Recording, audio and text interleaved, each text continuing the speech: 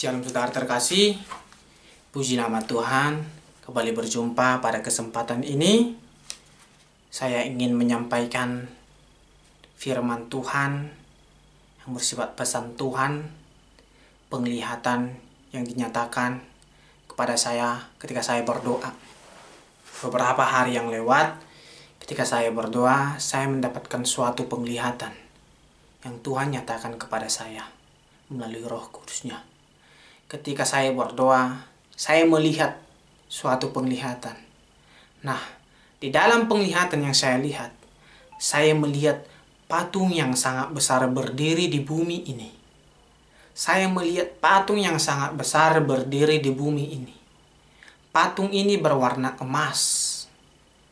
Patung ini hidup.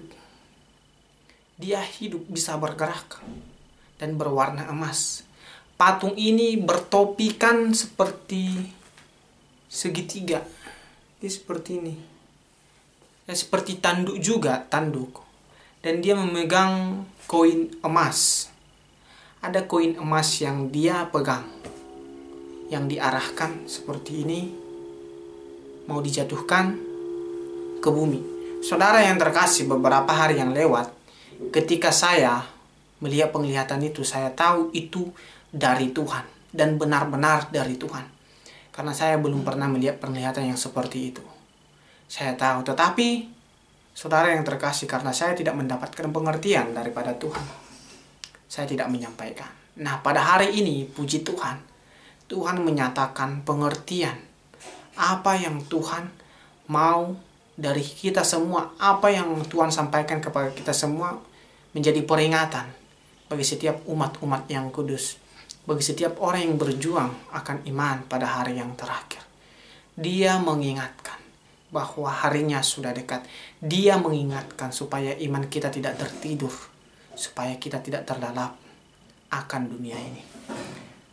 Tuhan memberikan pengertian kepada kita semua apa yang Tuhan maksud dan apa yang Tuhan peringatkan bagi setiap orang. Firman Tuhan berkata, barang siapa bertelinga, janganlah ia mendengar, barang siapa melihat, biarlah ia memahami. Saudara yang terkasih, mari kita minta hikmat Tuhan.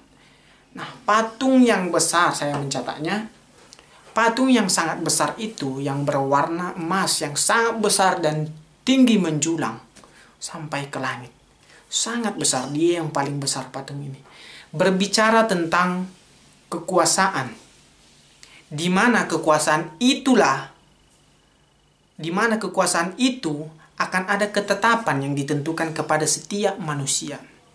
Jadi patung yang sangat besar dan tinggi yang berwarna emas itu berbicara tentang penguasa, kekuasaan dari yang tertinggi yang akan membuat ketetapan yang ditentukan kepada setiap manusia supaya itu ditaati.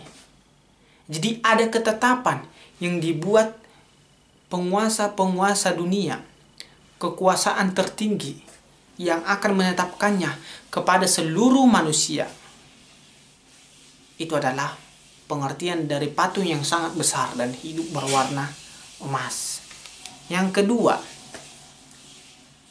saya melihat kepalanya bertopi seperti, sebenarnya bukan topi, seperti tanduk segitiga seperti ini.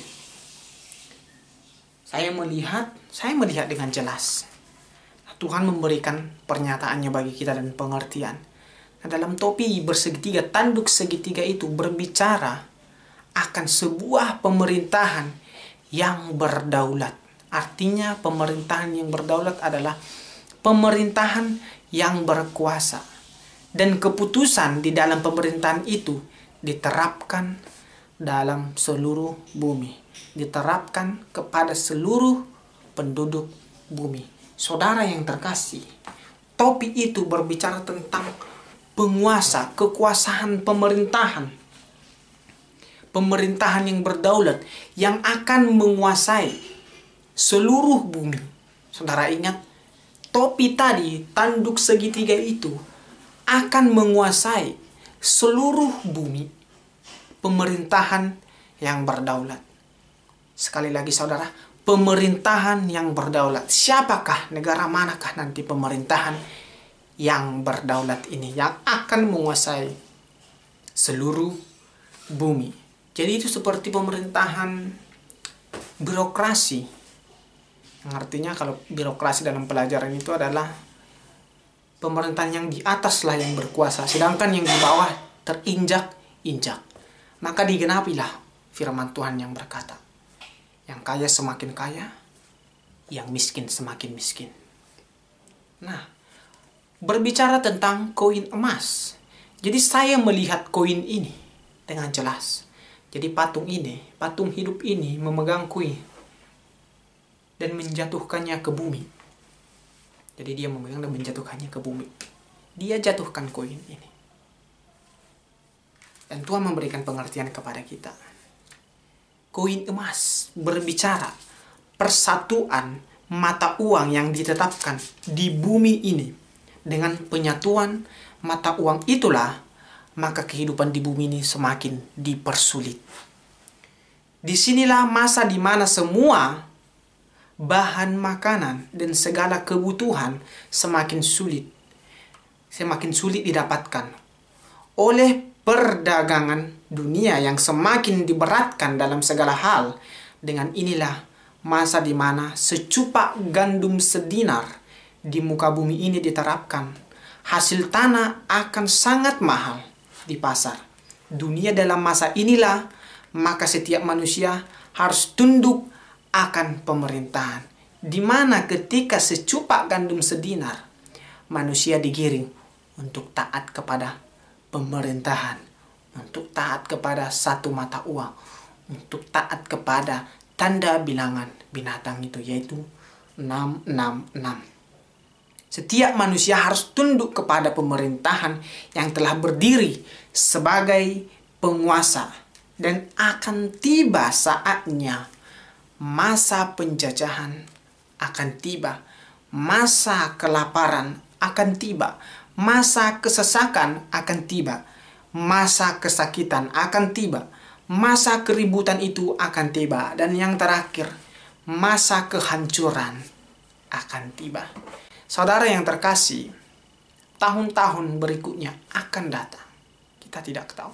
Hari-hari berikutnya, saudara yang terkasih, kita tahu bumi ini telah dilanda ekonomi yang merosot. Tetapi tahun-tahun ke depan akan terjadi kelaparan yang dahsyat yang harus digenapi. Kelaparan yang dahsyat yang akan menuju satu mata uang dengan ditandai tanda bilangan 66. Supaya apa?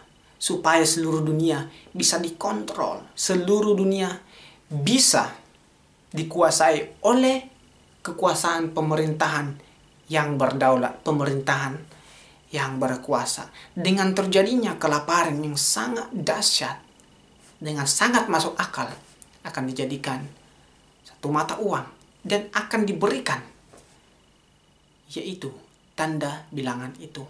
Setiap orang yang tidak memakai tanda itu tidak boleh membeli, tidak boleh menjual.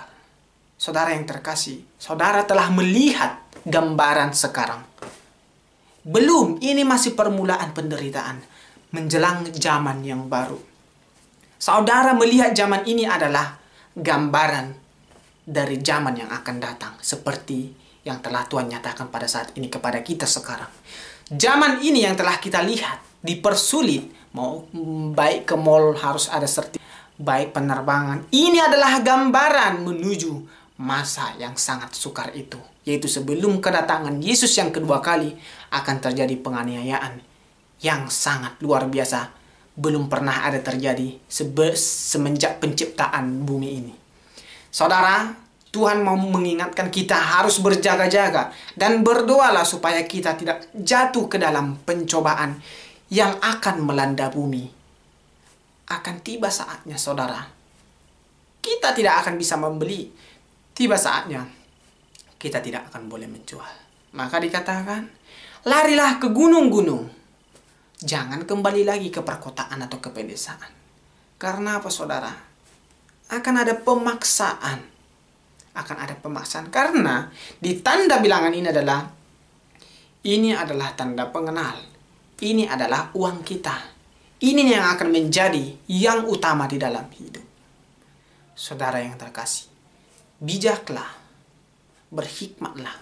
Saudara yang terkasih, akan terjadi kelaparan yang dahsyat. Kita akan melihat, kalau kita masih hidup, kita akan melihat di mana itu akan terjadi. Tetapi sesuai dengan apa yang kami dapatkan ketika kami berdoa, bahwa ini adalah generasi yang terakhir. Nah, kita akan melihat waktunya sudah dekat, tapi tidak ada seorang pun yang tahu kedatangannya. Tetapi saudara yang intim dalam Tuhan bisa merasakan sungguh dekat dia di ambang pintu. Berjaga-jaga dan berdoalah saudara. Saudara yang terkasih. Ada banyak pertentangan, saya sudah ingatkan, ada banyak pertentangan tentang pesan-pesan Tuhan di akhir zaman ini. Saudara, pada hari-hari terakhir, Tuhan sedang mencurahkan besar-besaran penglihatan, mimpi, nubuat, suara Tuhan. Dia sedang menyatakannya karena dia mau datang. Supaya umatnya tidak tertinggal. Supaya umatnya tahu. Supaya umatnya tidak terkejut seperti orang yang ditimpa sakit bersalin. Supaya tidak terkejut. Setiap orang yang dekat kepada Tuhan, di dalam hatinya ini telah ditaruhkan bahwa dia sungguh dekat, amat dekat, berbeda dengan memang 2000 tahun yang lalu sudah dikatakan Tuhan Yesus akan segera datang. Tetapi firman Tuhan harus digenapi. Kita melihat firman Tuhan sudah digenapi, banyak digenapi. Tinggal sedikit lagi ini saudara. Angka bilangan itu, ketika itu diterapkan dan dipaksakan ke seluruh bumi, kuatkan imanmu. Teguhkan imanmu. Jangan terima. Kuatkan hatimu. Harinya sudah dekat. Kedatangannya sudah diambang pintu. Saudara yang kasih, kuatkan dan teguhkan hati saudara sampai kedatangannya. Tetap pegang teguh apa yang dikatakan oleh kuasa roh Elohim yang daripada surga. Karena semuanya harus dipimpin oleh roh dan disertai oleh roh. Amin. Tetap berjuang dan teguh. Harus ada perjuangan, harus ada perbuatan. Jaga kekudusan dan kejar kekudusan. Tetap berjuang saudara. Tidak ada yang sempurna, tetapi tetaplah berjuang. Memang bagi manusia mustahil, tetapi tidak ada yang mustahil bagi Tuhan. Puji Tuhan. Inilah pesan yang Tuhan nyatakan kepada kita. Mari kita berjaga-jaga. Semakin hari semakin tingkatkan doa kita, semakin hari semakin tingkatkan kekudusan, semakin hari biarkan semakin roh kita menyala-nyala, semakin hari semakin kita cinta akan Tuhan. Puji Tuhan. Shalom bagi kita semua, diberkati saudara, diberkati kita semua sampai kesudahannya. Shalom. Tuhan Yesus HaMashiach memberkati kita semua.